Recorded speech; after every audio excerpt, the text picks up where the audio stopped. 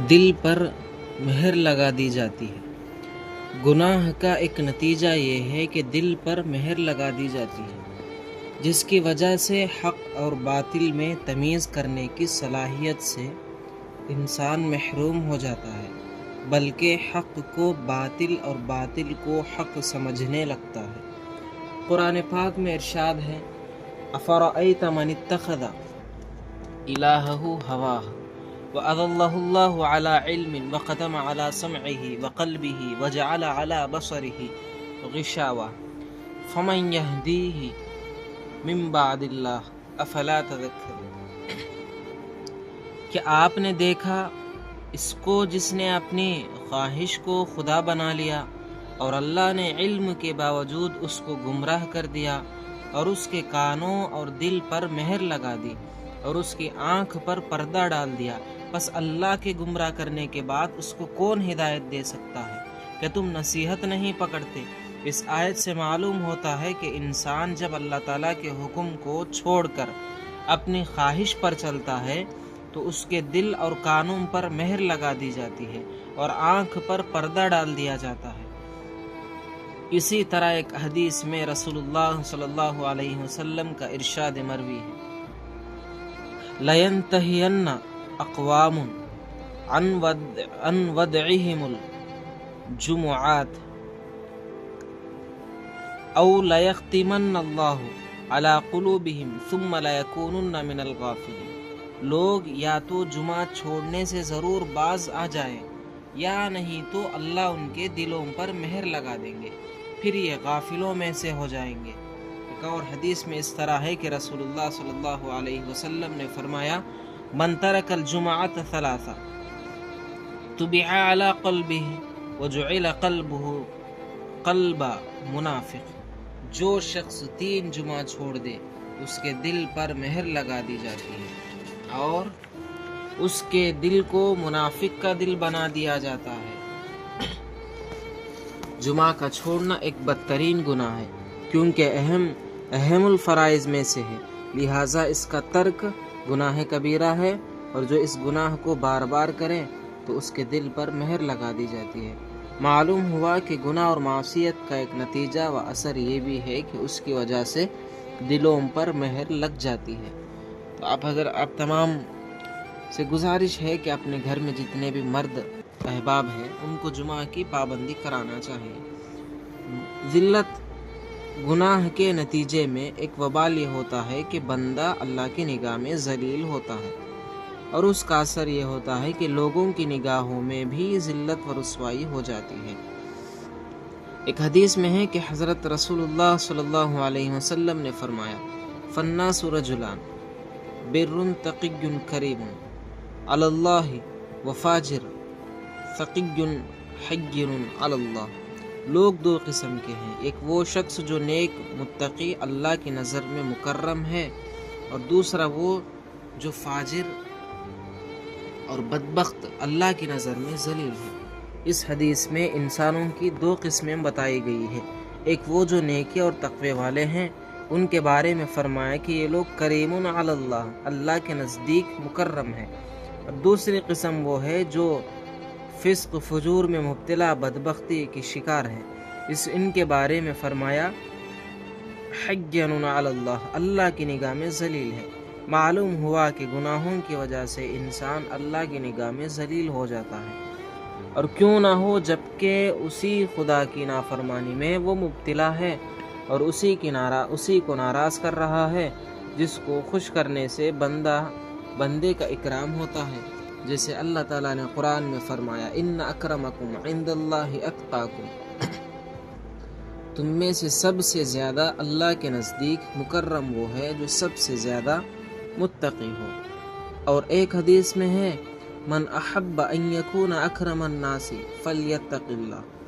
جو شخص یہ چاہتا ہے کہ سب لوگوں سے زیادہ مکرم ہو جائے تو وہ اللہ سے تقوی اختیار کرے۔ لہٰذا گناہوں سے بچنے اور تقوی اختیار کرنے پر اللہ کے نزدیک اکرام ہوتا ہے، اور گناہ کرنے سے اکرام کے بجائے ذلت ہوتی ہے۔ یہی وہ ذلت اور رسوائی کا عذاب ہے جس میں بنی اسرائیل کو گرفتار کیا گیا اور قرآن میں اس کا ذکر کیا گیا ہے۔ چنانچہ فرمایا ضربت علیہم الذلۃ والمسکنہ، ان پر ذلت و مسکنت کا ٹھپا لگا دیا گیا۔ اور جب اللہ کی نظر میں انسان گر جاتا ہے اور ذلت میں پڑ جاتا ہے تو خود انسان بھی اس کو ذلیل سمجھنے لگتے ہیں، یہاں تک کہ مال و دولت، عہدہ اور منصب ہونے کے باوجود اللہ اس کو لوگوں کی نگاہ میں ذلیل کر دیتا ہے۔ اور اگر کوئی ظاہراً اور سامنے عزت کرے پھر بھی اس کے سامنے تو عزت کرتا ہے لیکن اس کا دل اس سے نفرت کرتا ہے۔ مومن کے لیے دل میں بغض گناہوں کی وجہ سے ایک بات یہ ہوتی ہے کہ اہل حق اور مومن حضرات کے دلوں میں گناہگار سے